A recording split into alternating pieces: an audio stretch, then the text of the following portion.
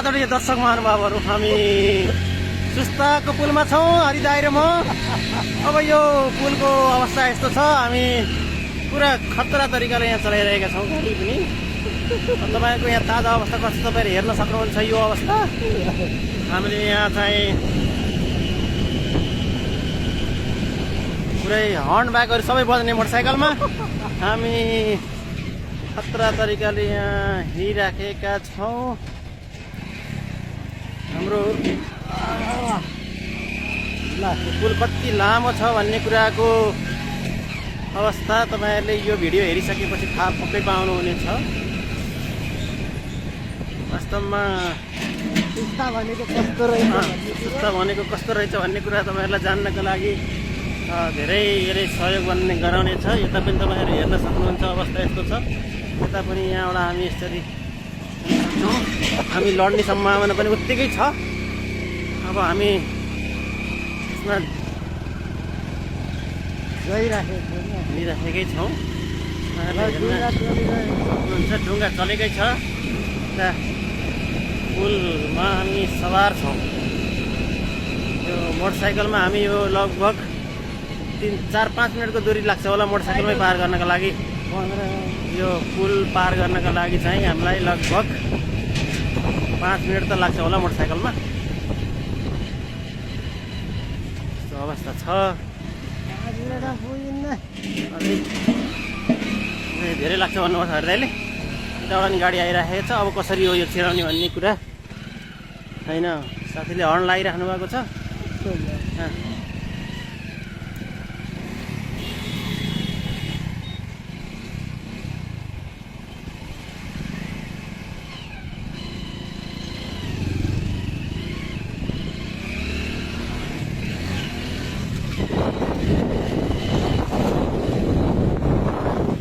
Centre ठ्याक्कै हामी सेन्टरमा आयौँ। सेन्टरको अवस्था यस्तो छ।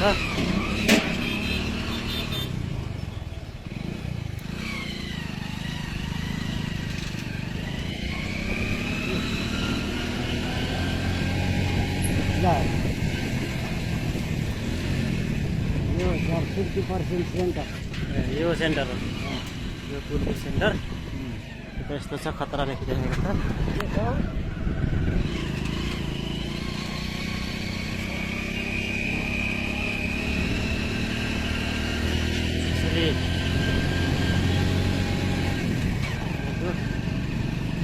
त्यो एकपटक आएर एकचोटि अवलोकन गर्नै पर्ने खालको ठाउँ रहेछ। हामी चाहिँ यो बुटोलमा बसेको लगभग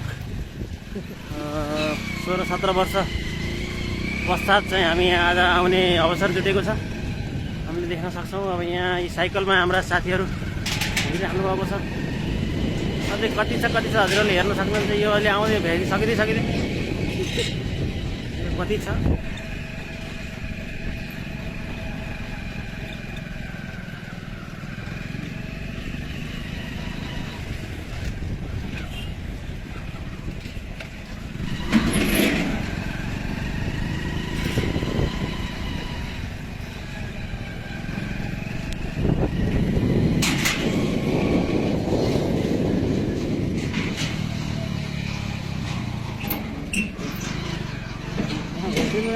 उल्टी हो।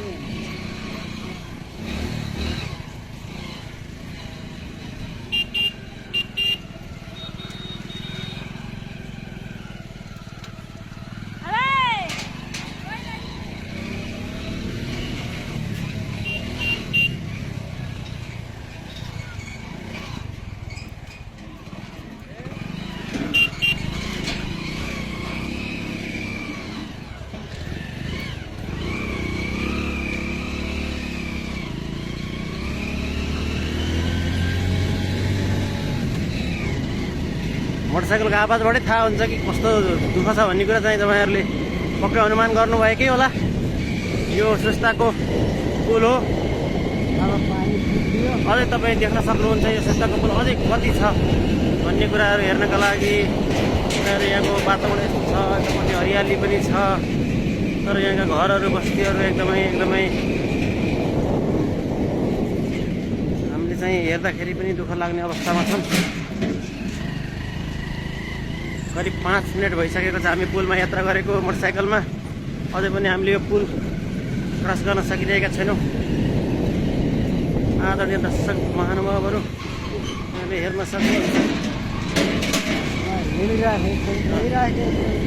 हिँड्दैछौँ हामी।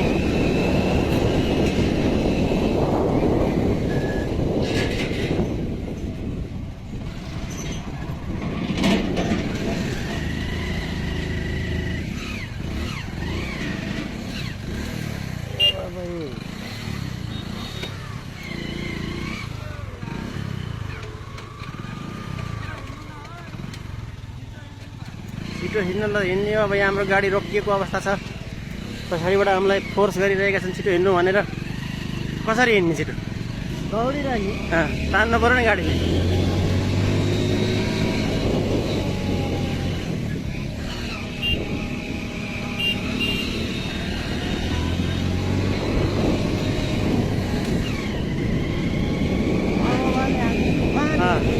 अब भने हामी लगभग पुलको अन्त्य भागतर्फ हामी आइपुगिसकेका छौँ।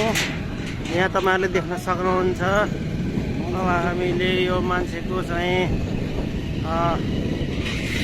अवस्था देख्न सक्नुहुन्छ। ल फाइनल्ली अब हामी यो पुल अब क्रस गऱ्यौँ। अब हामी पुल क्रस गरिसकेर अलिक तल आइपुग्न थालेका छौँ। यहाँ घुइँचो छ पर्यटकहरूको। हिँडिराख्नु भएको यही छ पर्यटकहरू।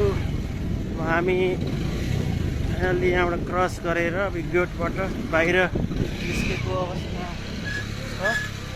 यसरी चाहिँ यहाँ बाहिर यो अवस्था जानकारी गराएँ।